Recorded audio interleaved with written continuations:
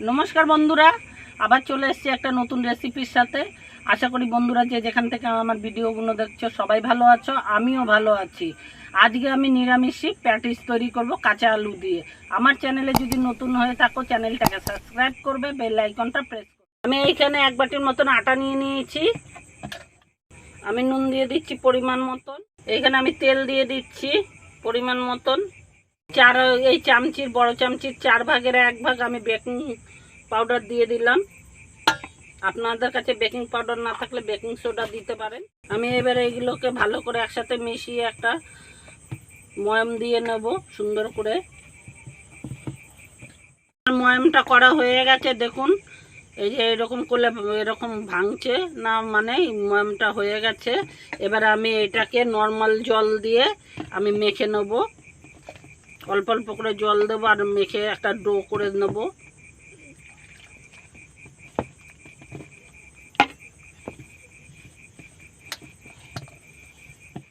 আমার আটাটা মাখা হয়ে গেছে, একটা ডো তৈরি করেছি। আমি এবার এটাকে চাপা দিয়ে রাখবো। এখানে আমি সেদ্ধ আলুগুলোকে এইভাবে ম্যাশ করে নেব। আপনারা চাইলে গ্রেটারের সাহায্যেও গ্রেট করে নিতে পারেন। আমি এটা দিয়ে সব আলুগুলোকে প্রথমে ম্যাশ করে নেব। আমি এখানে 1 কেজির মতন আলু নিয়েছি, আপনারা এখানে আলুটা কম বেশি করতে পারেন। এখানে আমার আলুটা আমি পুরোটাই ম্যাশ করে নিয়েছি। এইখানে আমি আগুনটা জ্বেলে কড়াইটা বসিয়ে নিয়েছি। আমি তেল দিয়ে দিচ্ছি। আমি যে প্যাটিসের পুরটা করব সের জন্য তেল দিয়ে দিলাম। এইখানে আমি একটু গোটা জিরে নিয়েছি, মৌরি নিয়েছি, জোয়ান নিয়েছি। আমি 3টেই ফোড়নের কাজে ব্যবহার করব।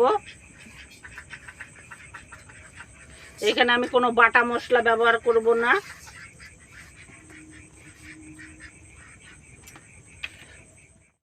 এইখানে আমি ফোড়নটা দিয়ে দিয়েছি। আর এখানে আমি একটু কচুরি মেথি নিয়েছি, আমি এটা দিয়ে দিলাম এর ওপরে। এতে একটা সুন্দর গন্ধ আসে, সেই জন্য আমি দিলাম। আপনাদের কাছে যদি না থাকে না স্কিপ করতে পারেন। হয়ে গেছে আমার এইটা।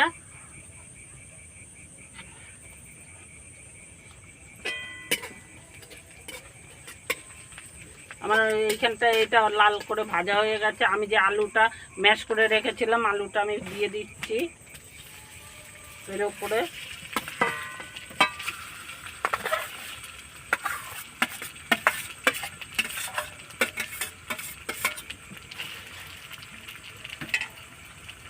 দিয়ে আমি একটু নাড়াচাড়া করবো আলুটাকে 2-1 মিনিটের মতন। এইখানে আমি পরিমাণ মতন নুন দিয়ে দিলাম।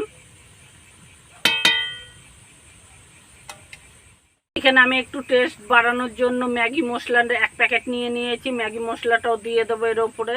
আমি একটু শুকনো লঙ্কা ভাজা করে আমি গুঁড়ি করে নিয়েছি, আমি সেটা দিয়ে দিলাম। আপনারা চাইলে এইখানে গুঁড়ো লঙ্কাও ব্যবহার করতে পারেন, কিন্তু এইভাবে যদি দেওয়া যায় তাহলে টেস্টটা কিন্তু খুব বেশি বেড়ে যায়। একটু হলুদ দিয়ে দিলাম 1/2 চামচির মতন।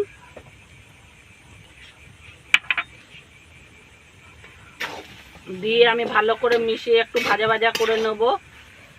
আমার এইখানে আলুটা ভাজা করা হয়ে গেছে। এরকম নেড়েচেড়ে মশলা দিয়ে আমি এবার নামিয়ে দিচ্ছি। নামিয়ে আমি একটু ঠান্ডা করতে দিয়ে দিচ্ছি।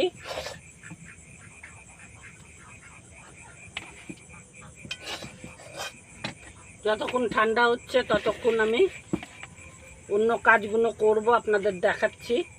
এখানে আমি আটাটা খুলে নিয়েছি, নিয়ে আমি আবার একটু ঠেসে নেবো এরকমভাবে। এবার আমি লেচিটা কেটে নেব। খুব বড় বড় লেচি করব না, আমি মোটামুটি এরকম ছোট ছোট লেচি করে নেব। আমার সব কাটা হয়ে গেছে। আমি এবারে এটাকে বেলে নেব একটা একটা করে। আমি একটা লেচি নিয়ে নিয়েছি আর আমি শুকনো আটা নিয়ে নিয়েছি। এখানে আমি বেলে নেব। আমি একদম পাতলা করে বেলে নেব। আমি দেখাচ্ছি কিরকম পাতলা করে বেলবো।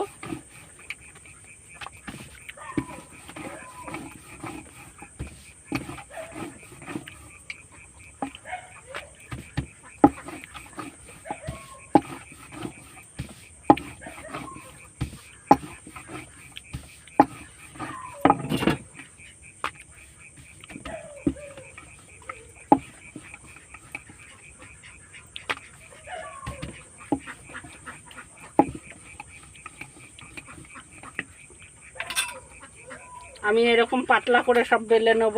দেখুন কীরকম দেখা যাচ্ছে, যে আঙুলগুলো দেখা যাচ্ছে, এরকম পাতলা করে সব রুটিগুলো আমি বেলে তারপর আপনাদের দেখাচ্ছি।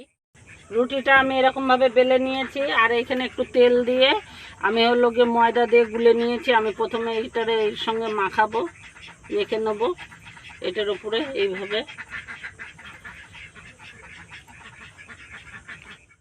আমি একটু গুঁড়ো ময়দা ছিটিয়ে দিচ্ছি, শুকনো ময়দা।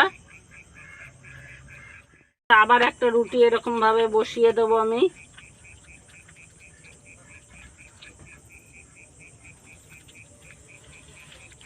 আবার এর উপরে ওই তেল আর ময়দাটা যে মিশ্রণটা করেছি আবার লাগিয়ে নেব।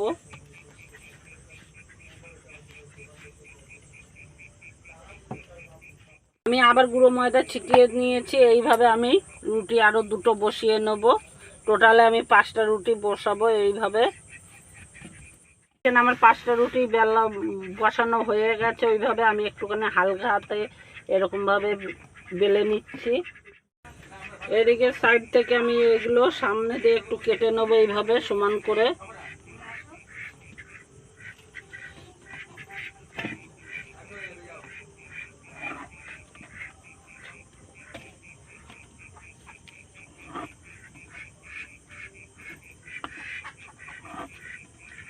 এভাবে সাইডগুলো কেটে আমি তুলে নিলাম। তুলে নেওয়ার পর আমি এটারে 4 ভাগ করে নেব এইভাবে সমানভাবে। 4 ভাগ করা হয়ে গেছে। এবার আমি একটা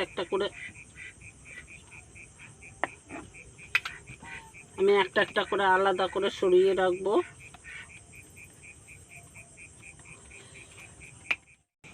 এর উপরে আমি একটু গুঁড়ো ময়দা দিয়ে নিলাম, দিয়ে আমি একটু বেলে নেব এইভাবে হালকা হাতে।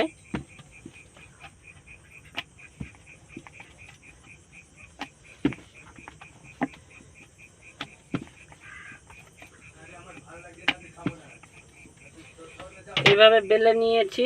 বেলে নেওয়ার পরে যে আমি পুরটা তৈরি করে রেখেছিলাম, আমি পুরটা এরকম লম্বা করে দিয়ে দেবো পুরো।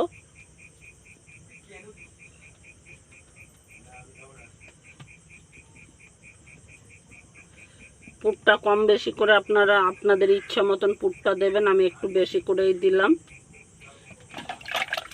দেওয়ার পর আমি এই সাইডগুলোরে এইভাবে জল লাগিয়ে নিচ্ছি একটু।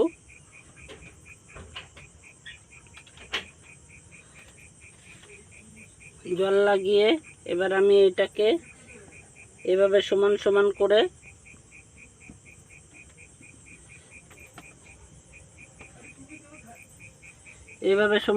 করে আমি মুড়ে নেব।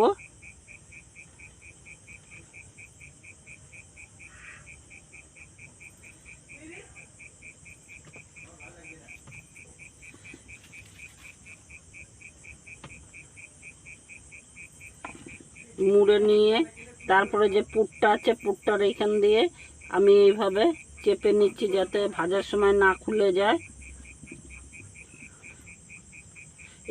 এইভাবে আমি সব প্যাটিসগুলো তৈরি করে আপনাদের দেখাচ্ছি। আমি এইভাবে সবগুলো তৈরি করে নিয়েছি। দেখুন তেলটা আমার গরম হয়ে গেছে। আমি একটা একটা করে ছেড়ে দেবো এরকম।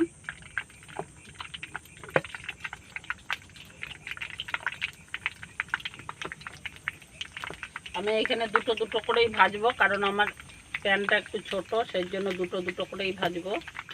আমার এক পিঠটা ভাজা হয়ে গেছে, আমি আর এক পিঠ উল্টে দিচ্ছি।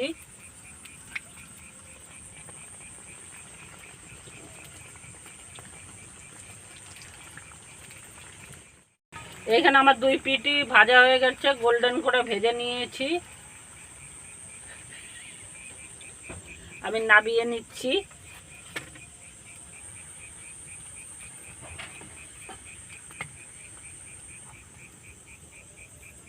দেখুন বন্ধুরা কত সুন্দর লেয়ারগুলো খুলেছে, কিন্তু খুব সুন্দরভাবে লেয়ারগুলো খুলেছে। আমি এইভাবে সবগুলো ভেজে আপনাদের দেখাচ্ছি। দেখুন বন্ধুরা আলুর প্যাটিসগুলো কত সুন্দর নিরামিষই তৈরি হয়ে গেছে, আর আমি ভেঙেও দেখাচ্ছি কতটা মচমচে হয়েছে। দেখুন উপরটা মচমচে আর ভেতরটা কত সুন্দর, পুরো ঠাসা পুরো। দেখুন খুব সুন্দর হয়েছে, আর একদম তো বুঝতেই পারছেন উপরটা কতটা খাস্তা হয়েছে।